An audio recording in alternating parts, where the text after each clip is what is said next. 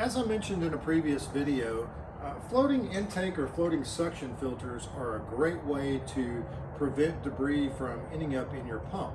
And the way that these work, they have a stainless steel mesh filter that is attached to a hose.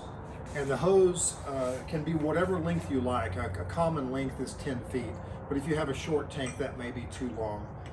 They have stainless steel hardware generally, with a floating ball on the end, and then on the other end of the tank is a threaded nipple that will connect to whatever size bulkhead fitting you have on the side of the tank. In this case, it's 2-inch. So this has to be installed inside the water tank.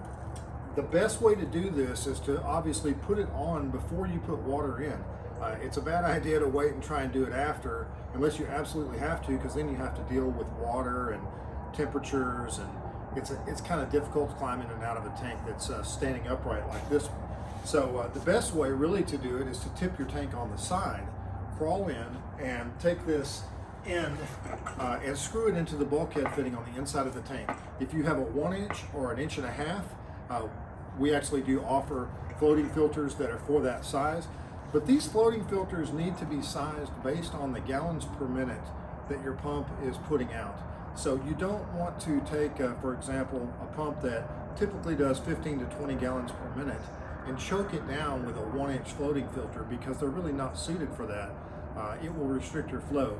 You really want to use a 2-inch in that particular scenario. But again, these come in 1-inch, 1.5 inch for medium flow rates, and then 2-inch for larger flow rates.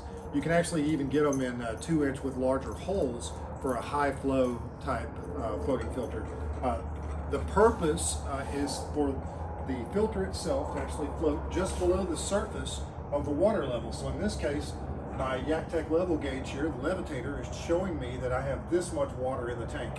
So whenever this is installed, the filter will float at this point. The cleanest part of the water is just below the surface. You've got debris probably floating on top, and you've definitely got sediment in the bottom of your tank. So whenever you're accessing the water, it always will pull through the floating filter stainless steel mesh, and you'll get cleaner water if you do that.